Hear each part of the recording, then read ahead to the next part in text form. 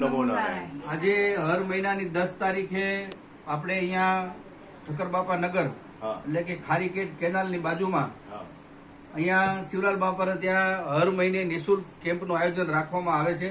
બરોબર.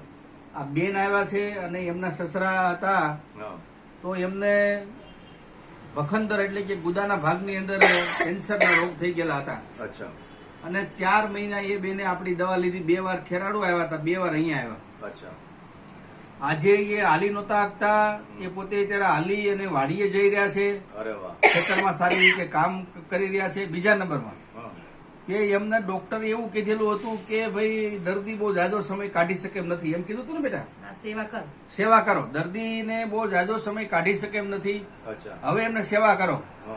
પણ એ દવા આયુર્વેદિક આપણી પાસેથી લઈ ગયા અને એ લઈ ગયા બાદ 2 મહિના સુધી તો બાપા અહીંયા આવ્યા પણ નથી.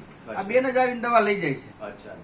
એટલે અત્યારે એ દવાથી એને એકદમ સારું છે. જે દુખાવો થતો તો એ પણ બધું બંધ થઈ ગયું છે.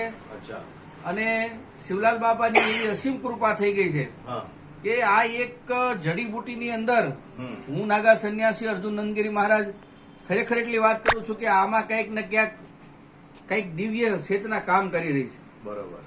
જેને ડોક્ટરો મનાઈ કરી દેતા હોય કે સેવા કરો અને છતાં જો આ જડીબુટી અને બાપાની કૃપાથી જો આ બધું થતું હોય તો ખરેખર જે કેન્સરથી પીડાતા દર્દીઓ છે ત્યાં સુધી જો આ વિડીયો જાતો હોય તો મારા સુધી પહોંચવું જોઈએ. બરાબર. જેથી કરી અને શિવલાલ બાબાની અહીં ભોજન પણ મળે છે, ભજન પણ મળે છે, પ્રસાદ પણ મળે છે અને દિવ્ય ઔષધિ પણ મળે છે. બરાબર. તો ખરેખર અહીંયા જે દવા દેવામાં આવે છે એ બિલકુલ નિઃશુલ્ક છે, જેમાં કોઈ પ્રકારનો ચાર્જ નથી. હવે જે આ બેન આવ્યા છે એના મુખે જ આપણે સાંભળીએ કે આ બેન વાત કરે છે. બેન, હવે ક્યાં તમારે રહેવાનું? અમદાવાદમાં. તમારું નામ શું છે? અનિતાબેન. અનિતાબેન, જરાક જોરથી બોલો. અનિતાબેન. હા, આખું નામ? અનિતાબેન અલ્પેશભાઈ પટેલ. પટેલ. અને તમે જે દવા લઈ જતા હતા એ તમારે શું થાય? એ મારા સસરા થાય. સસરા થાય. એમને શું થયું હતું? એમને જાડા વાટે કેન્સર હતું. બરોબર.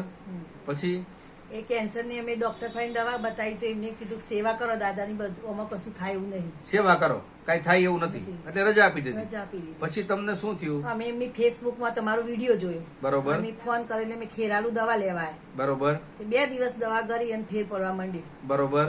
ત્યાં 4 મહિને કમ્પ્લીટ થઈ ગયું. પેલા તો હાલી નહોતા આપતા? ના, હાલી નતા આપતા. તો હવે તો હાલીને વાડીએ જાય છે? વાડીએ જાય છે. ખાઈ પી પણ શકે છે? બધું કમ્પ્લીટ. દુખાવો પણ થતો નથી? દુખાવો નહીં થતો. બરોબર. તો તમે પણ આ સેવા સારું કરો છો ને? તમારા સસરાની દવા દેવા જવાની? દેવા જાવ છો? શું કરો છો? હવે રવિવારે આપવા જઈશું ઘરે. રવિવારે આપવા જશો. અને 2 વાર અહીંથી શિવલાલ બાપા ત્યાં દવા લઈ ગયા.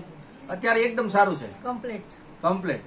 વાહ બે. તમે શું કહેવા માંગો છો બીજા માણસોને જે કેન્સરના દર્દીઓ? મારો વિડીયો બધાના મોકલ્યો છે. મારા જે ગ્રુપમાં હોય બધાનો આ વિડીયો મોકલ્યો, જેનું થતું હોય એનું એમ લઈ જાય, બીજા લાભ થાય. તમારા સસરાને સારું થઈ ગયું એટલે તમને વિશ્વાસ બેઠો કે ભાઈ આ બધા વાતો કરે છે કે શિવલાલ બાપા ત્યાં બધું યાધિ, વ્યાધિ, ઉપાધિ, હરેક પ્રકારની બીમારી મટાડે છે, નિસંતાન ને સંતાન પણ આપે છે. આવું બધું સાંભળેલું છે પણ અનુભવ નહોતો કર્યો. પણ અહીં આવે પછી અનુભવ થયો કે ભાઈ એ વાત ખરેખર સાચી છે. શિવલાલ બાબા ને જઈ એટલે આવું બધું પરસો મળે. હે? તો એ સત્ય વાત છે એવું તમે કેવા માંગો છો? બરોબર, સત્ય વાત છે. કઈ વાંધો નહીં, અમે તમને દવા આપીએ છીએ. દવા લઈ જાઓ. એકવાર બાપાને પાસે અહીં લઈને આવજો એટલે શિવલાલ બાબાને માથું ટેકાવી દે. અને રેડી. નમો નારાયણ બેટા. બોલો શિવલાલ બાપુની.